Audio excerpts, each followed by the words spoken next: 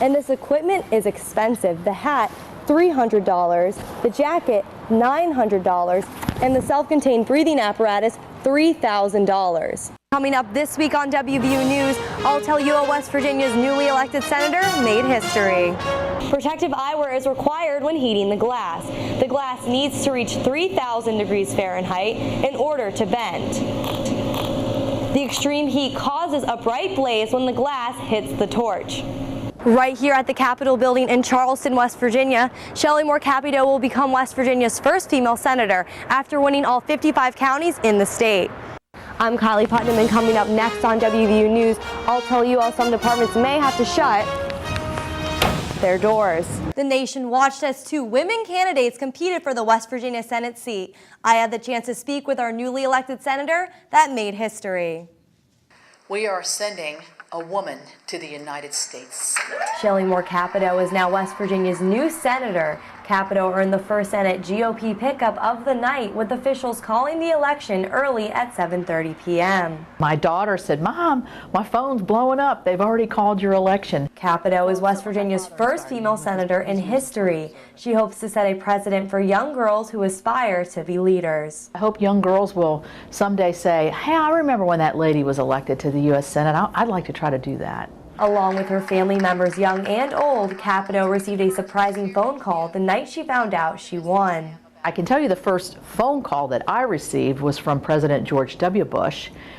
He was the first one who called me, and so that was a nice congratulatory call to receive. It has been nearly 60 years since West Virginia has sent a Republican to the Senate. Capito will now join Democrat Joe Manchin in Washington, replacing retiring Jay Rockefeller, who served nearly 3 decades in the Senate. I think brings a 2-party system back to the state, and I think that's good for negotiation, good for bringing better ideas, and for joining together to make sure we're making the right decision. Right here at the Capitol building in Charleston, West Virginia, Shelley Moore Capito will become West Virginia's first female senator after winning all 55 counties in the state. I'm Shelley Moore Capito, and I approve this message. Capito says she's eager to get West Virginia back to work and bring her ideas to Washington. I'm really excited about testing my voice to see how much power and influence I can have. And I want to make sure that I leave no stone unturned. She will officially take office in January 2015.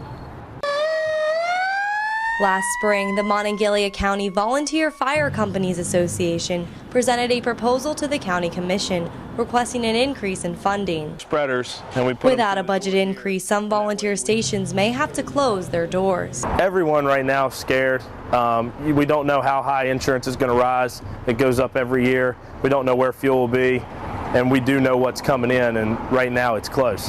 The 12 departments currently receive $20,000 each year from the County Commission, with some additional state funding. The VFCA is requesting $80,000 for each station, but County Commissioner Tom Bloom wants to look at each station's individual needs before moving forward. Will you show us the audit and the accounting of every fire department? Once we then know where the money is going and how it's being spent, we have a better idea of how to help them. Fire officials say the additional funding will help pay for mandatory training, utilities, insurance, workers' compensation, and protective gear. And this equipment is expensive. The hat, $300, the jacket, $900, and the self-contained breathing apparatus, $3,000. President of the VFCA, Bob Brookover, says if doors close, both residents' safety and their wallets will take a hit. Your fire insurance rates will quadruple easily because you do not have the local fire department there. I do not want to see anybody shut down. The VFCA and the County Commission will meet for a work session on November 5th to try and construct a possible proposal. There are alternatives to this budgeting dilemma. Some ideas include mixing paid and volunteer firefighters and changing the current system to a metro system. I called 911 for this man. That voice you just heard was Sarah Bostonia, who called 911 after seeing Jeffrey Bain pinned down by Westover police. The YouTube video has caused outrage and has raised questions of police brutality. The city of Westover sees this as a non-issue, but the family of Jeffrey Bain feels his rights were violated. I want justice brought for my uncle. I want the charges dropped. And I just want light spread to the nation, because as a nation, it's becoming a reoccurring problem, and that's why this is an issue. A 10-minute YouTube video appears to show Jeffrey Bain bleeding from the face while being held down by police officers. Bain's nephew says his uncle's abnormal movements were symptoms of his Huntington's disease. Experts say social media and video sharing websites have had citizens question police brutality in their community. This location right behind me is where the incident between Jeffrey Bain and Westover police occurred. It has more than 100,000 views on YouTube so far. Bain's family members have a strong social media presence with a Facebook page called Justice for Jeffrey Bain. While Josh Bain does not agree with the allegations, he hopes that sharing his uncle's story will open eyes across the nation.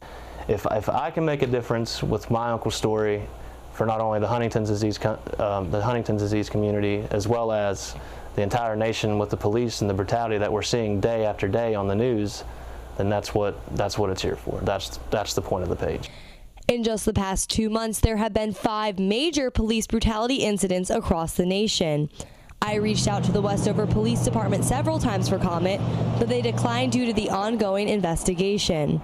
And I got the chance to meet up with one newcomer that really brings the heat. Clayton Davis started his glass art only just a year and a half ago. After seeing a documentary on lampwork glass, he felt he found his artistic niche. Just seemed really cool, so I went ahead and, bought the equipment and just decided I was going to teach myself. I've always kind of been a little bit of a pyromaniac, and I like art, so I just thought that was a combination of the two, and it would be a good fit for me. Kind of see it starting to get warm. Davis is a Morgantown native and is happy to debut his glass art at his first Morgantown Art Walk. He is self-taught and says glass blowing is a difficult task. It definitely was not easy. I learned from just messing up a lot and kind of just fixing my mistakes, and that's how I get better. I got to see firsthand how something so beautiful can be so dangerous to make. Protective eyewear is required when heating the glass. The glass needs to reach 3,000 degrees Fahrenheit in order to bend.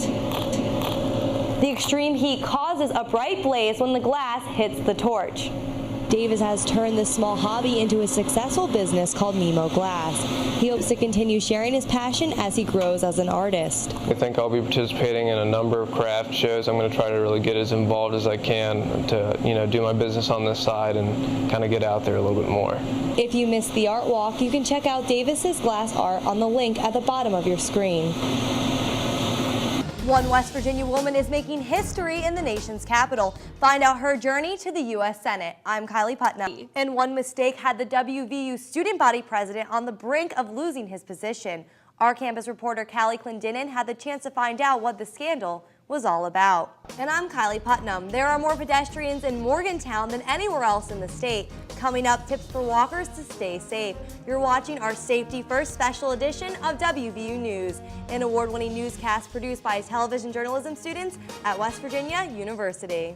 From staying safe to now staying healthy this fall, there's a lot of talk about the deadly disease Ebola, but a more common ailment kills up to 50,000 people a year. About 7 out of 10 Americans say that millennials are facing more economic challenges than their elders. If you're a parent of a child who plays football, you'll want to hear this.